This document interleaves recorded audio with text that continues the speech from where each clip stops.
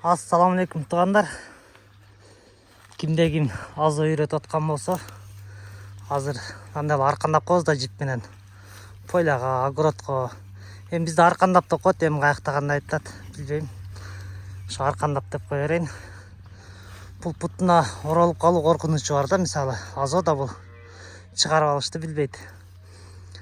Анан кийин бутуна оролуп алганда ал бутун тартынып берип, бул буттарын кыйып, бутун майып кылып алышы мүмкүн.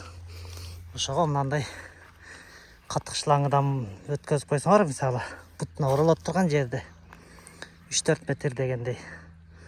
Бул бутуна оролбойт. Кеңири оттоп жүрөт. Андан сырткары бул, мисалы, азыр мен бир жака кетип аттым эле, үйдө болбойм кечке чейин.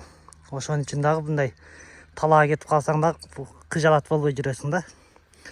Үйдө болсоң, карап коюп тура бересиң, мисалы. Оролуп калса келип чыгарып коесуң дегендей. Талаада болсоң уже кыжалат болбой жүрө бересиң. Оролуп калбайт. Жанар. Мындай болуп бутуна оролбой жүрөт. Бутуна аста чатына кирсе деле бутуна оролуп кыйбайт да бутун. Мындай кылып коесуңар.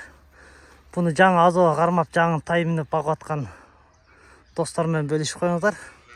Пайдалуу болгон болсо лайктан басып, комментарий жазыңыздар, ой пикириңизди. Дагы кандай кылып үйрөтсө болот. Эми бунун дагы өзүнчө бир минус тарабы бар. Ошол тарабын, ошол жанды айтып коюш керек обязательно. Кокустан колдон чыгарып качырып алат турган болсоңор, бул кошо сүдүрүп алат дагы. Бундан үркүп ого тери качат да булчу. Раса үркөт. Ошон үчүн буну таккандан кийин мындай эмеден колдон чыгарбай кармаш керек. Колдон келишинче катуураак жерге байдаш керек да. Качырбашка аракет кылыш керек. Если качырып алсаңар, бул эми жип эмес да, бул деген таяктай болуп аркасынан сүдүрүп натып кетип атса, үркүп аябай кайра наоборот эмесин зыянын көрүп калышыңар мүмкүн.